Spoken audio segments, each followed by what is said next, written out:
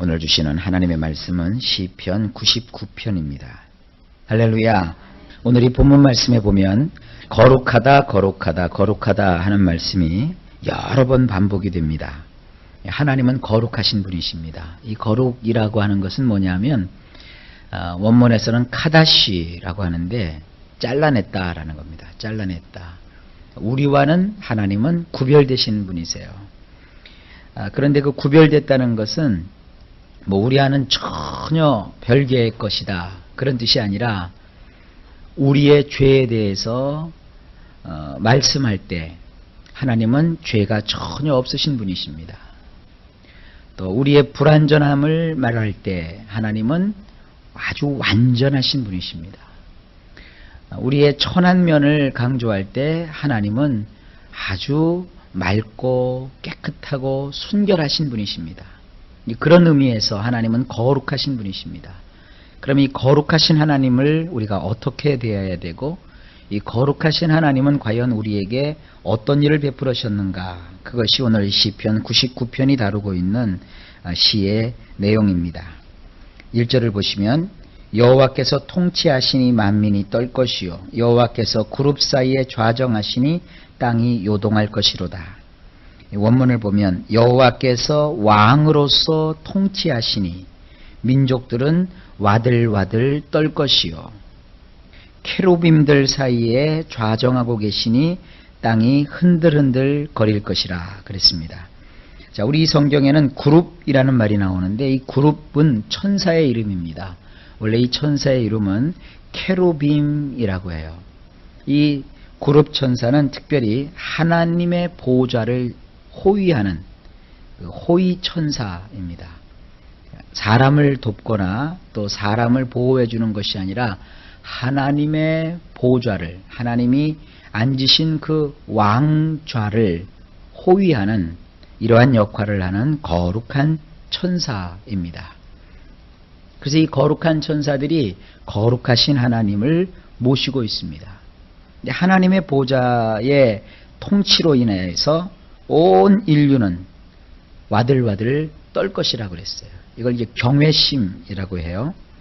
그리고 온 땅은 흔들흔들 거린다 그랬어요. 그러니까 온 땅들조차도, 자연계조차도 하나님의 통치 앞에서는 하나님의 다스리심을 두려워하며 받는다는 것이죠. 2절입니다. 여호와께서 시온에서 광대하시고 모든 민족 위에 높으시도다. 원문을 보면 시온에 계신 여호와께서 거대한 일을 행하셨으니 그분은 모든 민족들 위에 높이 오르실 것이니이다 그랬어요. 이것은 신약의 관점에서 보면 예수 그리스도를 여기서 보여주고 있습니다. 왜 그러느냐?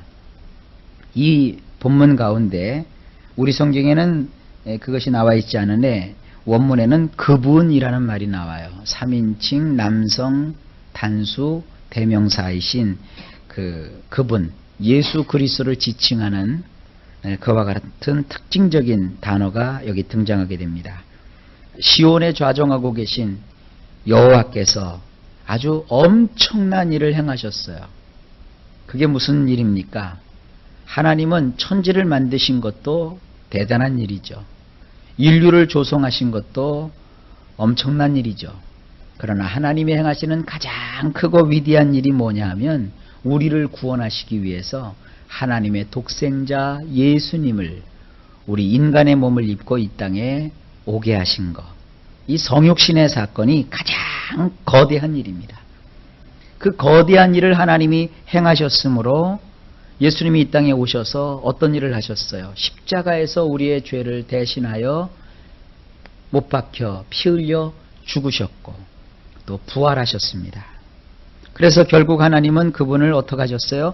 모든 민족들 위에 가장 높이 오르게 하셨어요. 가장 뛰어나게 하셨어요. 그것을 우리 성경 빌립보서에 보게 되면 하나님은 예수님을 이 땅에 보내셨는데 예수님을 보니까 그분은 본체 하나님이신데 그러나 하나님 자신을 스스로 비우시고 연약한 인간의 몸을 입으셨어요. 그래서 그분이 인간의 낮은 자리로 오셔서 인간을 위해서 십자가에서 희생하심으로 결국 하나님께서는 그분을 만물 위에 가장 높게 하셨다라는 말씀이 빌립보서에 기록되어 있습니다. 그리고 골로새서에 그리고 에베소서에 바울 서신에 도초에 그런 내용들이 기록되어 있습니다. 바로 이 시편 99편 2절에 있는 말씀 그 자체입니다. 3절입니다. 주의 크고 두려운 이름을 찬송할지어다. 그는 거룩하시도다. 원문은 이렇습니다. 그러므로 당신의 크고도 두려운 이름을 찬양하나이다. 그분은 거룩하시도다. 그러니까 이 땅에 오셔서 하나님의 그 크신 일을 이루신 그 예수님은 거룩하신 분이세요. 그래서 우리는 그분께 어떻게 합니까? 찬양합니다. 4절입니다. 왕의 능력은 공의를 사랑하는 것이라. 주께서 공평을 견고히 세우시고 야곱 중에서 공과 의를 행하시나이다. 만약에 우리가 신약의 관점으로 이 본문 말씀을 보지 아니하면 이걸 무슨 뜻인지 전혀 몰라요. 1절에 하나님이 통치하신다고 그랬고 또 4절에 보면 왕이라는 말이 나오니까 이거를 조금 센스 있는 분들은 이 왕은 하나님이시다. 이래서 하나님의 능력을 표현한다. 이렇게 해석하는 분도 있고 또 어떤 분들은 그냥 이것은 또 시편 기자인 어떤 왕이 가지고 있는 능력을 시편 기자가 칭송하기 위해서 기록한 것이다. 이렇게 말하는 사람도 있어요. 그러나 원문을 보면 이렇습니다. 강력한 힘을 지니신 왕께서는 샤파트 하기를 사랑하시는도다. 당신께서 올곧음을 세우시나이다. 샤파트와 의로움을 야곱 가운데서 당신은 이루시나이다. 예수님이 무엇을 행하시는가 하는 것을 여기서 담고 있는 것입니다. 예수님은 강력한 힘을 가지신 왕이세요. 이 땅에 오셔서 예수님은 어떻게 하셨습니까? 말씀 한마디로 풍랑을 잔잔케 하셨고 또 귀신을 제어하셨고 그리고 죽은 자를 살리셨고 또 오병이어의 기적을 일으키셨고 하여간 이런 놀라운 기적을 행하시는 예수님이셨어요. 온 자연계에도 예수님의 말씀 한마디에 그대로 다 움직였단 말이에요. 근데 그 예수님은 우리의 왕으로서 샤파트 하시기를 사랑하세요.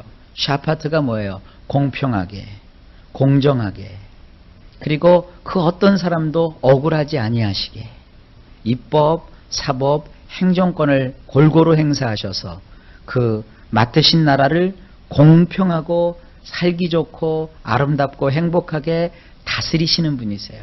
그걸 하나님이 참 좋아하십니다. 그래서 그 예수님이 오셔서 무슨 일을 하셨느냐? 당신께서 올곧음을 세우셨나이다 그랬어요. 의를 세우시는 거예요. 여러분 예수를 믿는 것은 말이죠. 항상 사람들이 그렇게 생각해요. 예수를 믿고 나면 천국 간다. 예수 믿으면 천국 가지요. 그러나 예수 믿고 천국 가는 것 그 사이에 뭐가 있느냐 하면 예수를 믿으면 하나님은 그 사람을 의롭게 여겨주세요. 우리를 의롭게 만들어주세요. 의로운 게 뭐예요? 옳은 거예요. 의롭지 아니하면 아무도 천국에 들어갈 수가 없어요. 그런데 그 의로움은 우리가 무엇을 선한 일을 행함으로 의로움을 얻는 것이 아니에요. 우리가 선한 일을 행함으로 얻는 그 의로움이라고 하는 것은 태양 앞에 촛불과 같은 거예요. 어두울 때야 촛불이 밝지만 햇빛이 쨍쨍 내리비추는 백주대낮에는 촛불이 필요가 없어요. 켰는지 안 켰는지도 몰라요. 그런 의 가지고서는 천국에 못 가요. 오직 예수님을 믿을 때, 예수님을 믿으면 하나님께서는 저 햇빛보다도 더 밝은 빛을, 그 의의 빛을 우리에게 주셔서 우리 역시 의롭게 만들어 주시는 거예요. 그래서 예수를 믿으면 한참 지나야 의로워지는 것이 아니라 예수님을 믿는 그 순간에 하나님은 이미 지은 죄가 많다 할지라도 허물이 많다 할지라도 우리를 의롭다고 일방적으로 여겨주시는 거예요. 그리고 나서는 하나님께서 우리를 닦아주시고 보다듬어 주시고 아름답게 해주시는 거예요. 며칠 전에 저쪽 우리나라의 어떤 바다에서 고려청자가 다량으로 발견이 됐대요. 오래된 고려청자, 그 비싼 고려청자가 바다 밑속에 수장되어 있었던 거예요. 틀림없이 그 고려청자 건져 올리면 거기에는 따개비도 붙어 있을 거고, 또 오랫동안 바닷속 물속에 있었기 때문에 소금기도 잔뜩 껴 있을 것이고, 또 모르긴 몰라도 거기 바다에 있기도 잔뜩 끼어 있을 거예요. 그렇다고 해서 고려청자가 가치가 없는 게 아닙니다. 그걸 갖다가 전문가들이 소금물도 다 약물 처리해서 다 뽑아내고 따개비도 다 떼어내고 원래 모습대로 복원을 시켜놓는단 말이에요. 따개비가 붙어있고 바다이끼가 이렇게 잔뜩 껴있다고 해서 고려청자가 아닌 것이 아니에요. 그건 고려청자예요.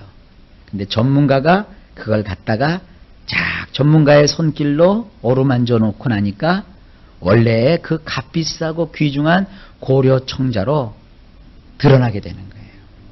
우리가 예수를 믿으면 하나님께서는 비록 우리가 죄가 닥지 따개비처럼 붙어 있고 허물이 온통 우리를 막 뒤덮고 있어서 얼룩져 있고 우리의 삶에 의로운 것이라고는 눈 씻고 찾아볼 수도 없는 것 같아도 예수를 믿었다는 그 이유 하나만으로도 하나님은 우리를 의롭다고 여겨주세요.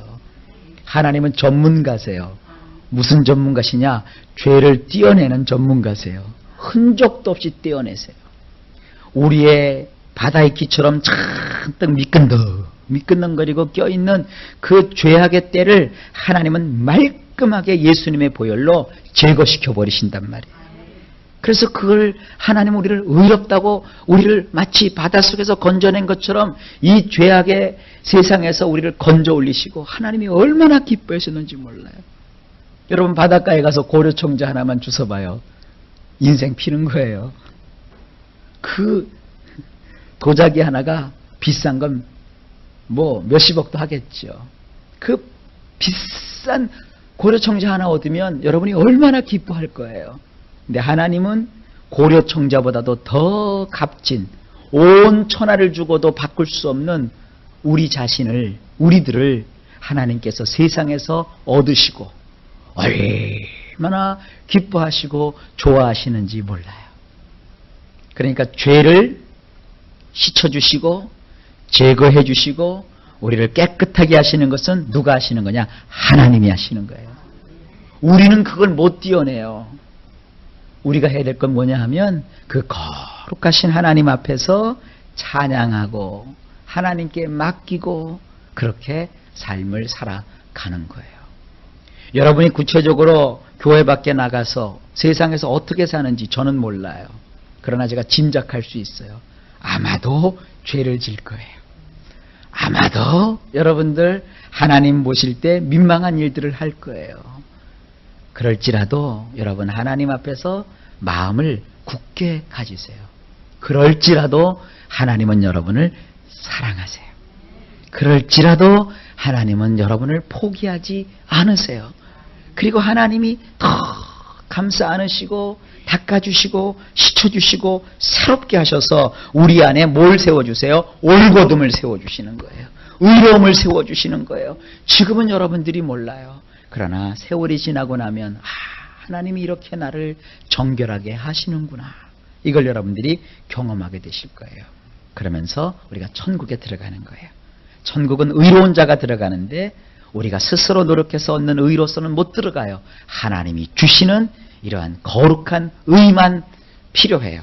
그 의로 우리가 천국에 들어가는 거예요. 그러므로 우리는 아직 천국에 들어가지 않았지만 오늘 죽더라도 내가 하나님의 그 거룩하심을 통하여 내가 의로워지고 하나님의 나라에 들어간다는 확신을 가지고 사는 거예요. 이게 뭐예요? 구원의 확신입니다. 여러분 이 구원의 확신을 가지고 사시길 주의 이름으로 축복합니다. 그런데 샤파트와 이 의로움을 야곱 가운데서 당신은 이루시나이다 그랬어요. 그러니까 하나님은 다른 종교 안에서 다른 어떤 세상의 도덕 법률 안에서 우리를 의롭게 만드시는 것이 아니라 야곱 가운데서, 이 야곱의 다른 이름이 뭐예요? 이스라엘이잖아요. 여러분, 이스라엘은 하나님이 선택한 구원의 백성입니다. 오늘날 우리의 교회는 뭡니까? 영적으로 보면 이스라엘과 같은 거예요. 택함을 받았잖아요. 우리는 택함받은 하나님의 백성이고 거룩한 나라이고 또 우리는 왕 같은 제사장들이란 말이에요. 그래서 영적으로 보면 우리는 이스라엘과 같은 자들이에요. 다시 말해서 야곱 가운데 들어와 있는 자들이라고요.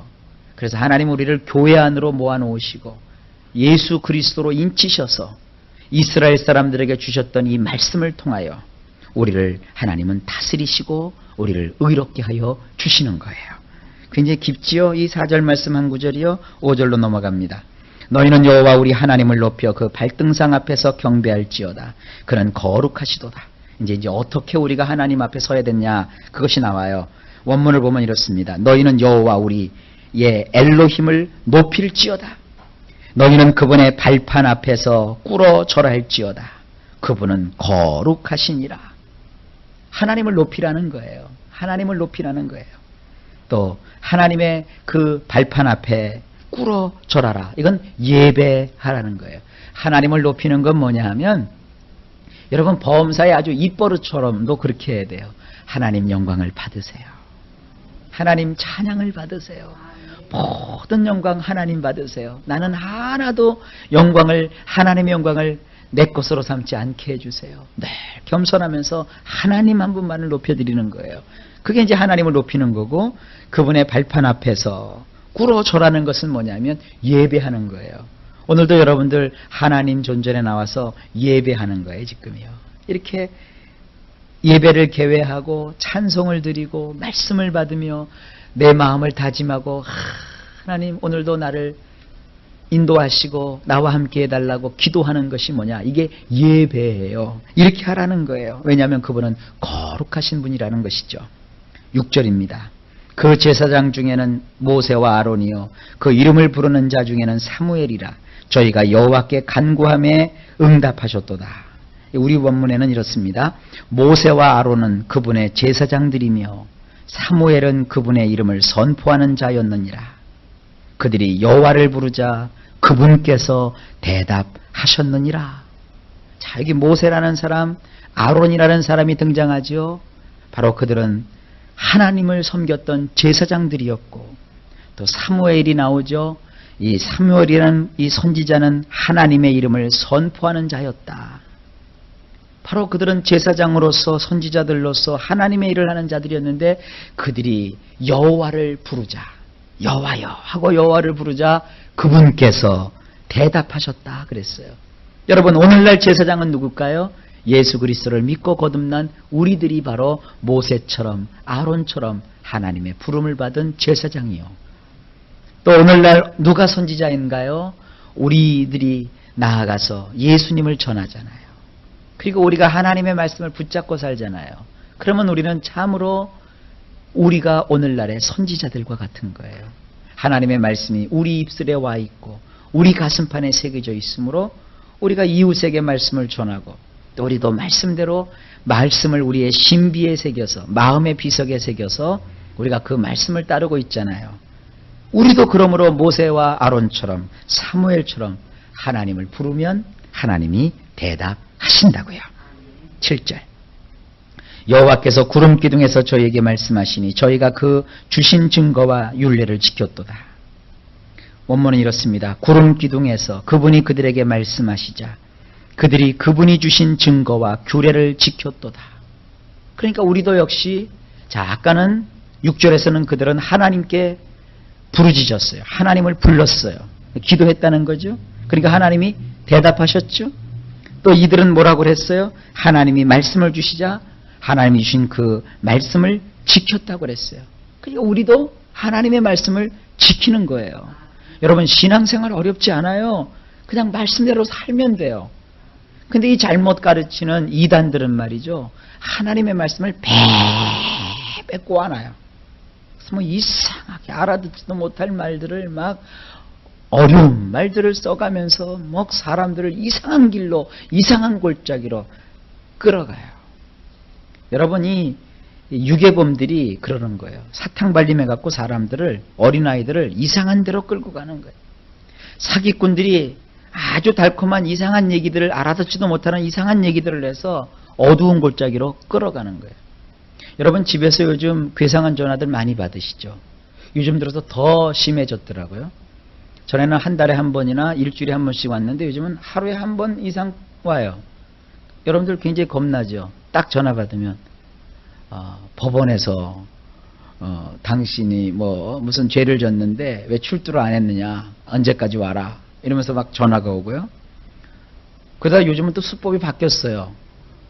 어제는 또 어떤 전화가 왔는데 뭐냐면 귀하의 무슨 통장에서 롯데백화점 결제금 190만 원이 결제될 예정입니다. 궁금하면 몇 번을 누르세요. 그럼 어떻게 되느냐면 이제 몇 번을 누르면 이제 이렇게 나올 겁니다. 귀하의 통장 번호를 누르세요. 그리고 비밀번호를 누르세요. 이렇게 나와요. 누르면 이제 어떻게 되는 거예요? 진짜 190만 원 빠져나가요. 그 중국에서 인터넷 가지고 장난을 치는 거예요. 무작위로 전화를 해가지고 우리나라 통장이 그렇잖아요. 통장 번호하고 비밀번호만 있으면 어디서든지 돈을 빼갈 수 있거든요. 여러분들 그런 거 보면 당황하지 마세요. 요즘 그런 사기가 계속 되는데도 세상에 그런 비슷한 사기 전화를 받고 그 판사님도 당했대요. 판사님도. 여러분들 하나님을 믿는 여러분들은 그런 전화 받고도 두려워하지 마세요. 그리고 딱 들어보면 우리나라 남한 사람들 음성이 아니거든요. 그 약간 연변 쪽 그 북한 애들 그런 음성이에요. 근데도 막상 전화를 받으면 사람들이 무서워서 벌벌벌벌벌벌 떨어요. 며칠 전에는 대전에서 이 목사님이 전화가 왔어요. 큰일 났대요. 뭘 큰일 나셨어요? 그러니까 내가 무슨 죄를 졌나 법원에서 나오라고 그랬다고. 그랬잖아요. 아니 그때 그 사기 전화 그렇게 많은데 그걸 듣고도 속으셨어요? 그랬더니 그러시더라고요. 아유 진짜 전화를 직접 받으니까 그냥 껌뻑하고 속겠더래요. 여러분도 혹시 그런 전화 받으면 겁내지 마세요. 또 이런 그 세상에 그런 악한 일들이 많아요. 신앙도 마찬가지예요. 예수 참 믿고 교회 내가 잘 다니는데 이단들은 와서 그래요. 너 다니는 교회가 이상한 데 아니냐? 너 믿는 게 제대로 이렇게 믿는 거냐? 이런 식으로 와요. 정상적인 교회는 말이죠. 교회를 서로 비판하지 않아요. 또 목사님들은 또 다른 목사님들이 이렇게 깎아내리거나 비판하지 않아요. 정상적인 교회는 모든 교회를 인정을 해요. 그래서 이렇게 장로교다, 성결교다, 감리교다, 침례교다, 순복음교회다. 서로 목사님들끼리는 존경해요.